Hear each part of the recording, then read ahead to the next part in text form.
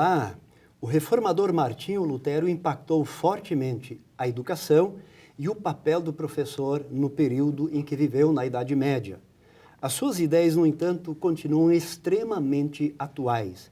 E é por isso que nós vamos falar sobre esse tema no programa Ubra Conhecimento, que está começando. Eu tenho o prazer em receber aqui dois convidados altamente especializados no assunto. Professor Walter Kuchenbecker tem graduação em Teologia e Letras com doutorado em Ciências da Educação, realizado na Espanha, e pós-doutorado realizado nos Estados Unidos. Já ocupou a função de pró-reitor, vice-reitor e atualmente é diretor-geral da Ubra TV. Seja muito bem-vindo, professor Walter. Obrigado. Quero também dar as boas-vindas, professor Vanderlei Defrem, tem graduação em Teologia e História, com doutorado em História da Educação realizado na Alemanha. E atualmente é professor de História e Filosofia de Ensino Médio na Rede Sinodal. Seja muito bem-vindo, professor Vanderlei. Antes de nós iniciarmos a nossa conversa, nós vamos para a reportagem sobre o assunto. A reforma luterana foi imprescindível para o desenvolvimento de diversas áreas do conhecimento. Completando 500 anos em 2017, conversamos com especialistas a respeito das transformações sociais que foram incentivadas por Martinho Lutero. Com esse período da reforma, uma grande preocupação dessa ampliação da educação para todos, né? Então, antes a gente tinha uma educação muito restrita para um público muito restrito.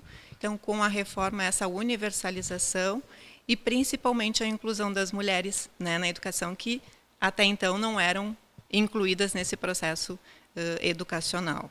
As críticas sociais de Lutero são também objeto de estudo até hoje para as escolas da Rede Ubra. Nas práticas que nós pesquisamos, que nós analisamos, juntamente com a coordenação das escolas da Ubra, são práticas e ações pedagógicas muito voltadas para o desenvolvimento do sujeito a partir de uma solidariedade. Então, se aprender a partir de práticas solidárias, de práticas voltadas para a educação ambiental, para a sustentabilidade, sempre tendo como foco o desenvolvimento do próprio sujeito para que ele possa desenvolver o seu entorno. O pastor luterano Gerhard Grasel falou sobre os desafios éticos da sociedade brasileira atual e sobre como Lutero influenciou para o fim da ignorância intelectual no século XVII. Lutero tinha uma visão muito democrática, que a sociedade, o povo tivesse acesso ao conhecimento básico, e isso entendia ele que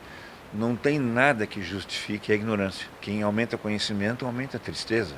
Quanto mais eu sei, mais eu sou candidato a sofrer com o que eu sei. Eu hoje sofro muito mais do que eu sofri um tempo atrás com o conhecimento que eu tenho do que está acontecendo nesse país. Me deixa triste, deprimido, me deixa aflito com essa falta de conhecimento ético, que não só de conhecimento até tem, essa falta de prática de ética, de falta de respeito às coisas básicas. O direito que se constrói para que haja mais justiça e verdade, se constrói com a razão. E a razão se desenvolve numa escola, numa instituição que dá o fundamento básico e dá também as coisas básicas para o ser humano pensar e criar com a sua cabeça, com o seu conhecimento, uma maneira de a sociedade se relacionar melhor.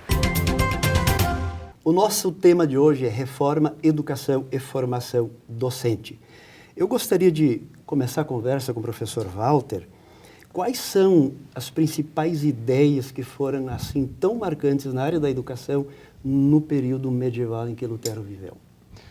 Inicialmente, eu queria dizer da minha alegria de poder estar aqui compartilhando e refletindo sobre um tema que consideramos da mais alta importância nesse ano em que comemoramos os 500 anos da Reforma. E que há pouco tempo tivemos um grande seminário aqui na universidade. Exatamente. Então, nós que nos consideramos aqui como universidade herdeiros dessa reforma, né, é sempre bom repercutir, refletir sobre o que de fato aconteceu naquele século XVI.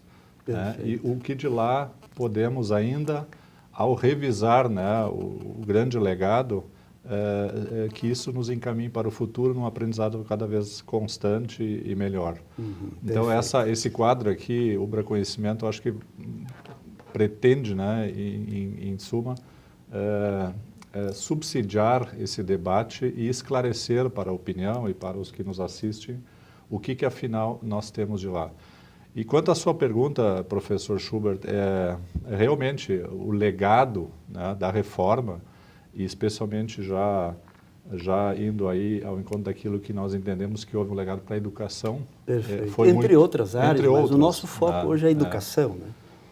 A reforma eminentemente foi de caráter religioso, isso é inevitável, né? A grande descoberta do monge Martinho Lutero, ela estava calcada naquela ideia de que o Deus é justo quando ele de fato é misericordioso e não se consegue um Deus justo por meritocracia nesse sentido, que era uma imposição da igreja da época. Por cobrança. Por cobrança, né? Lutero, ele teve isso como seu grande desafio, né, ao longo da sua vida. Como encontrar um Deus justo para comigo mesmo, ele dizia isso, né? E foi através do estudo e da pesquisa que ele começa a refletir e entender e encontrar, numa passagem específica, o justo viverá por fé. Quando ele entende isso, é que a sua vida muda e acontece uma transformação sistêmica, porque sempre é bom entender e lembrar que existia uma situação de dominação eclesiástica na época. Sobre o ser humano. Sobre o ser humano e sobre todas as suas ações, inclusive no campo universitário. Professor Vanderlei, mas aí Lutero tem um discurso de que o financiamento das escolas deveria ser público, ou seja, tenta romper um pouquinho com aquilo que o professor Walter coloca? Sim. Muito obrigado, então, pelo convite para estar aqui. Realmente, Lutero, ele lutou muito para que houvesse um financiamento público, mas até por uma questão de necessidade. Infelizmente, um dos primeiros impactos da reforma na educação foi uma crise no sistema de educação, né? Foi um movimento contrário do que ele queria. Por quê? Até ali a Idade Média, estamos no fim da Idade Média, as escolas em geral eram escolas voltadas para a formação do clero, né? E de onde é que vinha o financiamento dessas escolas? Eram pessoas que, com o objetivo de alcançar a salvação, doavam dinheiro para as escolas, né? E isso financiava essas escolas. Bom, agora chegou o Lutero, e ele, além de dizer que você não precisa mais doar dinheiro para a salvação, ele também disse que a vocação do padre não é superior à vocação perante Deus, né, do camponês nem nada. Então, isso acabou causando uma crise em dois sentidos. Uma que houve, num primeiro momento, uma desvalorização dessa atividade de padre, né, da atividade clerical, e também as pessoas não doavam mais dinheiro para as escolas, e acabou o sistema escolar. Então, Lutero, nessa época, ele acaba escrevendo uma carta, né, pedindo aos governantes das cidades e tentando convencer as pessoas justamente com esse argumento. Até agora, vocês tinham que doar dinheiro para a guerra, doar dinheiro para ser salvo. Vocês não precisam mais doar dinheiro para ser salvo, então, pelo amor de Deus, doem dinheiro para a educação dos nossos jovens, né? Que e isso, não para a guerra. Não para a guerra, exatamente. Ele fala assim, se alguém doa 1 ducado para a guerra, devia doar 100 ducados para a educação, que nós precisamos educar esses nossos jovens, né? Isso significa, professor Walter, também a inclusão das meninas no processo educacional, que até então não estava assim tão presente? Não estava presente e muito tempo depois ainda continuou assim. Isso também não foi uma conquista imediata da reforma, né? Isso foi um trabalho continuado, inclusive as mulheres, a posição e a situação delas, ela era naquela forma muito mais excludente do que depois, anos depois, né, elas foram conquistando. E aí, a palavra que eu acho que define muito bem também a reforma é a questão do conceito da liberdade. Começou a surgir um acesso ao conhecimento. Perfeito. Né? Na medida que as pessoas podiam agora, sim, questionar, perguntar e querer entender, afinal, o que está se passando. Diferente do modelo medieval, onde as pessoas iam à igreja, não precisavam entender, ler, como o professor Vanderlei destaca, e simplesmente cumpriam rituais e que depois se estendiam à compra de indulgências, a pagamento de dízimos, a uma série de outras exigências que eram próprias do poder dominante. Perfeito. Nós vamos continuar nesse assunto, trazendo o tema para a atualidade, para os dias de hoje, mas antes disso nós vamos para o quadro Ciência em Foco, depois do intervalo, e já voltamos.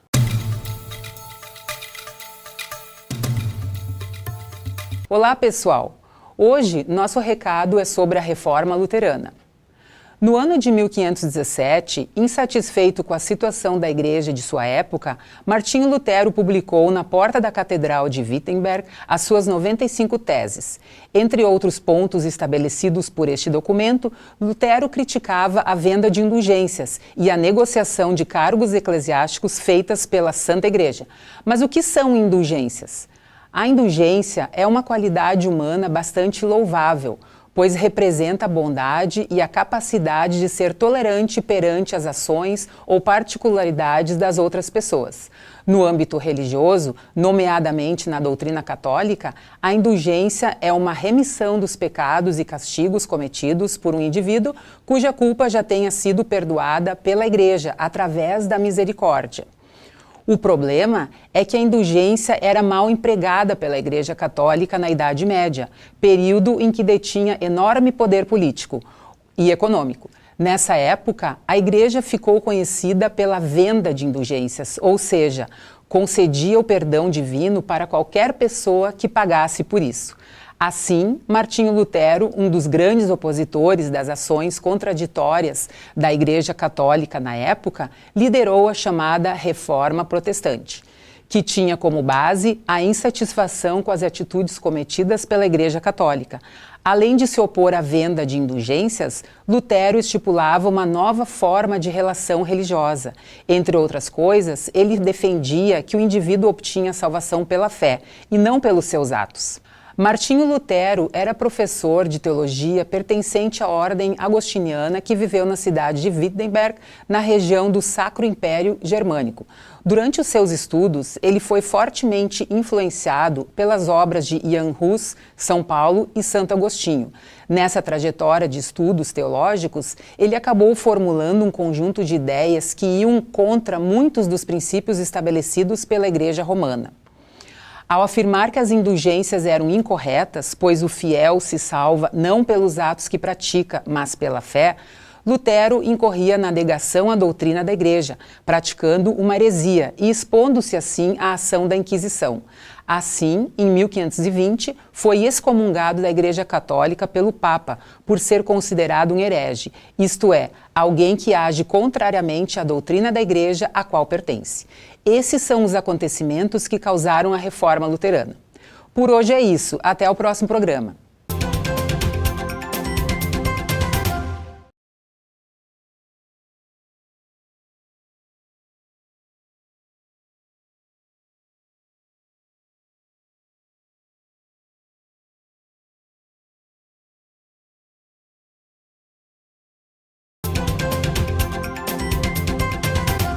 O programa é Ubra Conhecimento e o nosso tema hoje é Reforma, Educação e Formação Docente.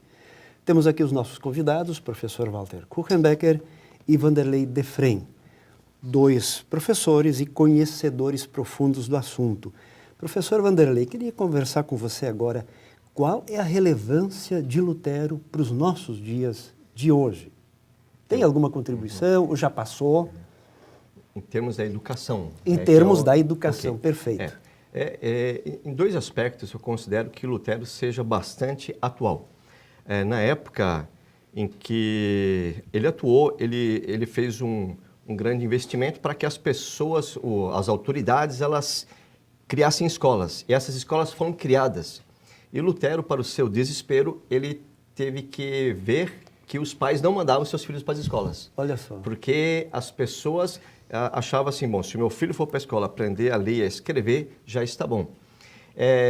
Ou seja, essa questão do utilitarismo. As pessoas veem a educação apenas como uma forma de ganhar uma profissão, né? E Lutero, nos escritos dele, ele aponta para o fato de que um ser humano não pode ser visto apenas como um trabalhador, um produtor, né? Ele enfatizava muito isso, olha, um ser humano ele tem que ter outra formação, ele tem que aprender música, ele tem que aprender história, né? Então, ele enfatizou um excelente domínio da língua, tem que saber falar muito bem, né? Apontando que o ser humano não é apenas um produtor. E nós sabemos que isso é uma questão bastante atual também, né? Perfeito, Hoje em dia existe toda essa questão até da reforma na educação, que muitas vezes quer transformar o cidadão apenas num trabalhador. Um conhecedor técnico do assunto e nada mais. Exatamente. Então ele enfatizava, até porque ele como pregador, ele sentia falta disso, que as pessoas não conseguem entender o que ele está pregando, essas pessoas apenas estão preocupadas em aprender o conhecimento necessário para o exercício da sua profissão. Existe um outro aspecto do Lutero que para mim é extremamente inspirador, que é o seguinte, e extremamente atual também.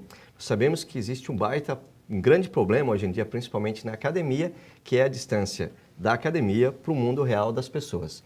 E inclusive, é bastante comum isso. Eu passei nas 2 faculdades que eu fiz, que a gente tem a impressão de que aquilo que tu aprende na academia é irrelevante no mundo das pessoas normais. Não existe muito esse diálogo. Lutero, ele circulava muito bem nesses 2 polos. Ele era um professor universitário respeitadíssimo. Ele discutiu com os grandes intelectuais da época, mas ele tinha uma sensibilidade muito grande para as pessoas simples, né? A Bíblia que ele traduziu, houve traduções do alemão antes do Lutero. O Lutero não fez a primeira tradução da Bíblia para o alemão. A Bíblia dele para o alemão, ela também vingou pelo fato de que Lutero, ele usou um critério, ele disse, na hora de eu traduzir, eu tenho que ver como é que as pessoas falam. As pessoas têm que me entender, né? Ele escreveu o seu catecismo, porque ele dizia, as pessoas têm que entender aquilo que eu estou falando. Ele até deu dicas assim para que as pessoas tenham mais essa sensibilidade pedagógica. Para mim, isso representa muito tanto aquilo que é a função do professor, porque o professor, ele é alguém que ele vai ter que fazer a mediação entre o conhecimento erudito, né, com as pessoas que não têm esse acesso.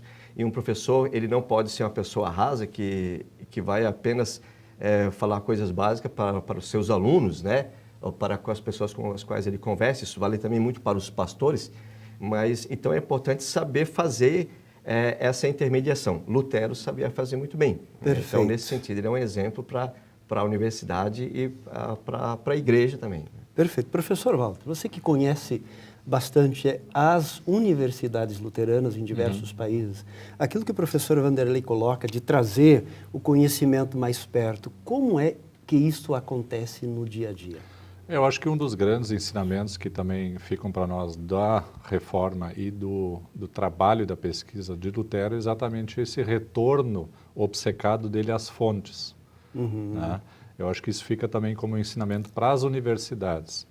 Nós temos que checar e buscar as fontes e para daí confrontar o conhecimento, né? Lutero fez isso, ele buscou o latim, o grego, os teóricos da época para saber o que eles diziam, o que pensavam, para daí chegar numa posição um pouco mais confortável e buscando o entendimento. Por exemplo, aquela máxima veritas vos liberabit, que é o nosso lema da nossa universidade, é exatamente espelha isso, quer dizer, o conhecimento nos liberta, a verdade está no conhecimento. Lutero incentiva muito isso, né? E por essa razão ele alavanca toda a pesquisa científica também, de busca às fontes e o retorno às fontes. E mais, eu acho que isso também foi muito bem destacado pelo colega Defrey, quer dizer, ele não só faz um retorno forte às fontes e à pesquisa, como ele se preocupa para ver agora como isso chega ao povo. Né? E isso nós, como professores universitários e formadores de futuros profissionais, é uma preocupação constante. Né? Quer dizer, que sentido e que significado faz isso? Temos que tomar um cuidado para não ficar pedantes, né? Falando num platô lá em cima, isso também não só da cátedra, como das igrejas na época, né?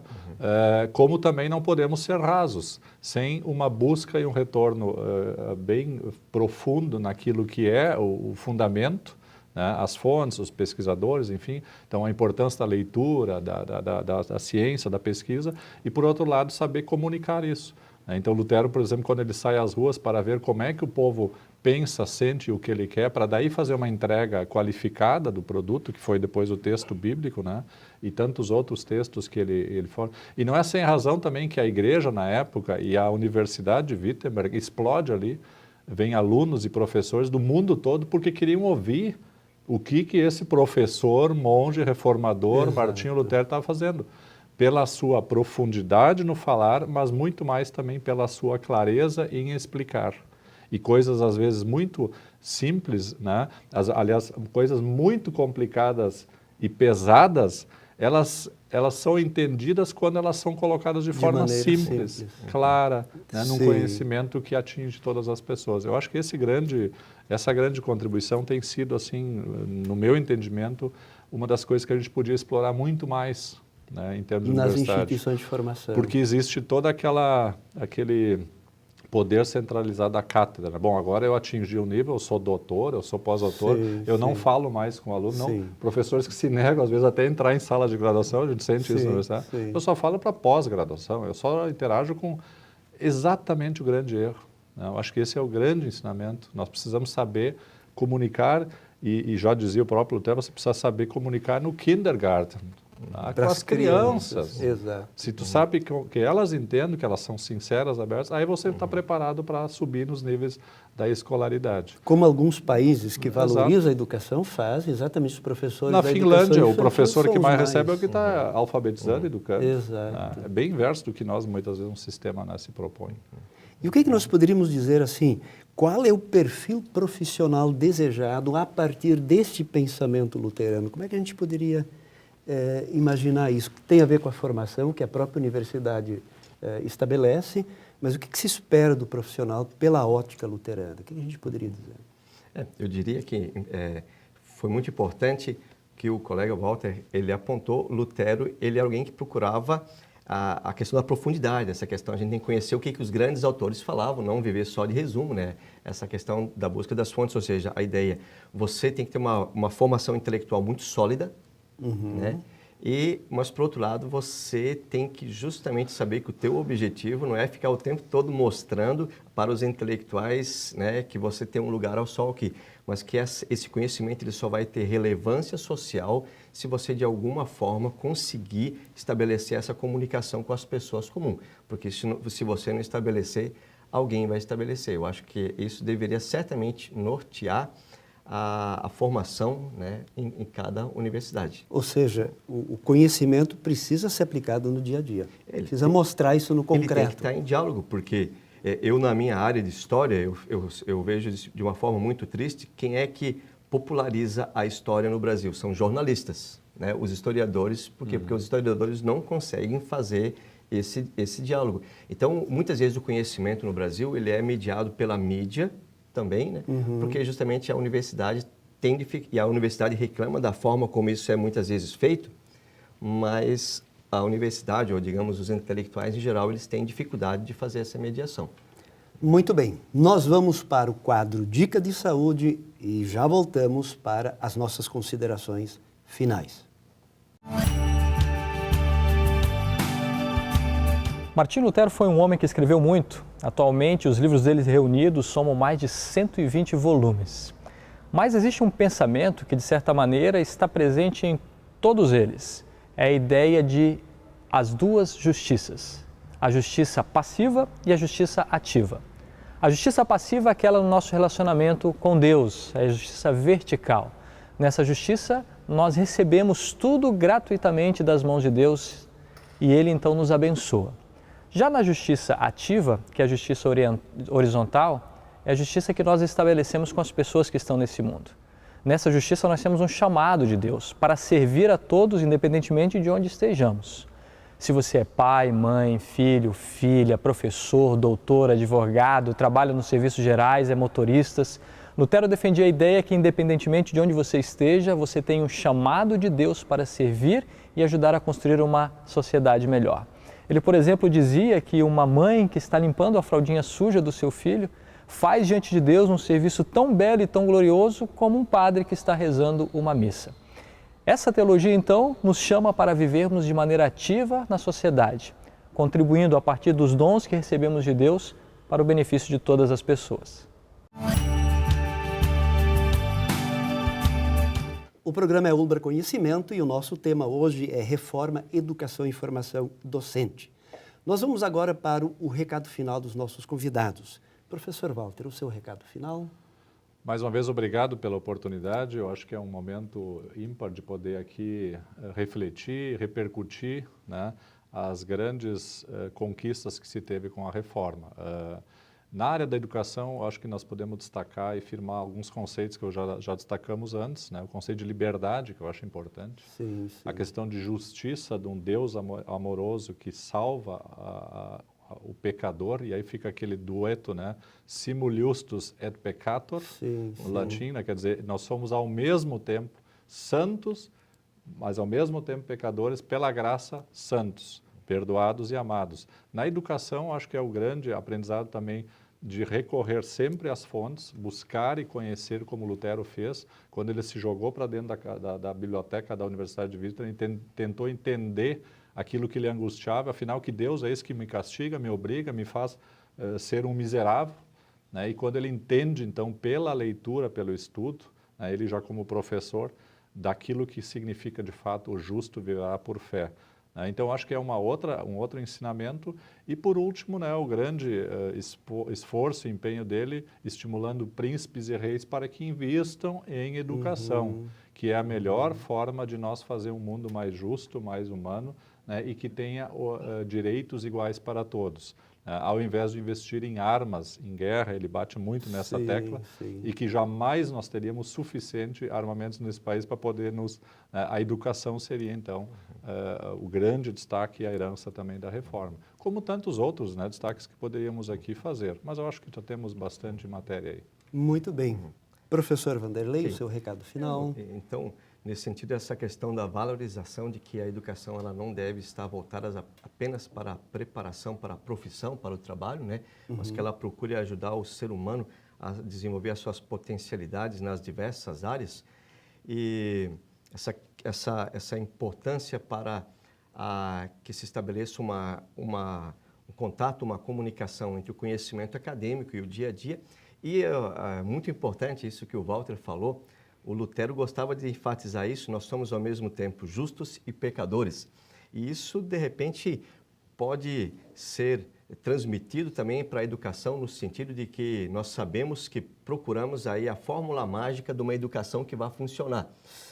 Quem lida bastante com a educação sabe que não existe essa fórmula e no dia a dia nós sabemos que vamos ter momentos em que as coisas dão certo, momentos que as coisas dão errado, né? A ideia do somos justos e pecadores, a vida humana... Acertamos e erramos e erramos e não tem problema, isso é a existência humana, né? Porque se nós achamos que estamos pelo caminho certo, muitas vezes nós passamos por cima das cabeças. Então essa própria humildade de saber, aquilo que eu estou fazendo às vezes está certo e às vezes está errado. Né? E na área da docência, na relação com alunos, com seres humanos, muitas coisas que muitas vezes com uns dão certo, com outros dão errado, e do professor é exigir então essa flexibilidade, né, nessa relação.